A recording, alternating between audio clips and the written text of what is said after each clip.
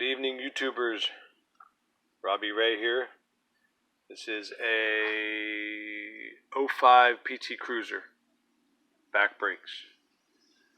Making a quick video because I could not find any view of the driver's side. I couldn't find any view of the left-hand side. And for some reason, let me show you the right side. Me and my pops are working on this one. It's his car. For some reason, we got the right side together with a snap. So I want to do some detailed views of where everything goes. So this is the right side, the passenger side, including if you look at the self-adjuster here. That's where we were getting a little mixed up. It goes on the lower outer peg. You know, the peg closest to the brake shoe. Because for some reason, every view I looked at on YouTube, I couldn't get a view of the driver's side. I also think that this spring here, because I think you can do this wrong, it does go and hook around the back of the shoe, because I think it causes a little bit of down and inward pressure at the same time because of the slight angle of the spring. Let me go back to this side, because when you look at this light spring right here, it'll look a little odd on the other side because they're probably using the same exact spring shape. So that was the right side, passenger side. This is the driver's side.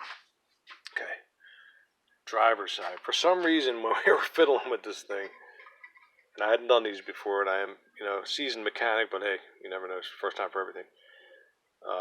We were actually able to put this assembly together wrong. And it was only after I really looked at it good, because we had it on this upper peg, and it went together, but it was a little wampus looking, and it made me really question it, So, and I looked on YouTube, and I couldn't find anybody with a clear view of the left side, the driver's side.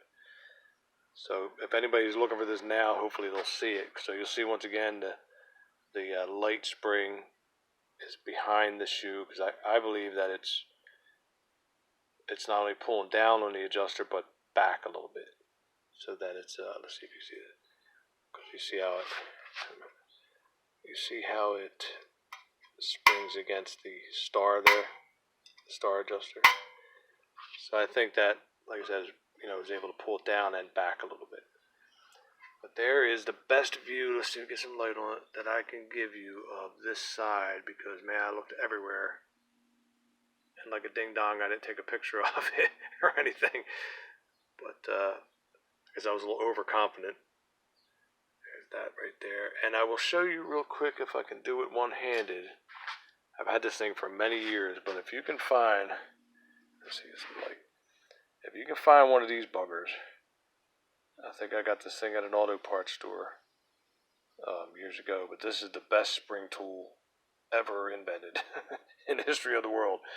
I'll show you what it does, if I can get it up on there one-handed. Of course, I'm not really going to take this apart, but I'll give you an example.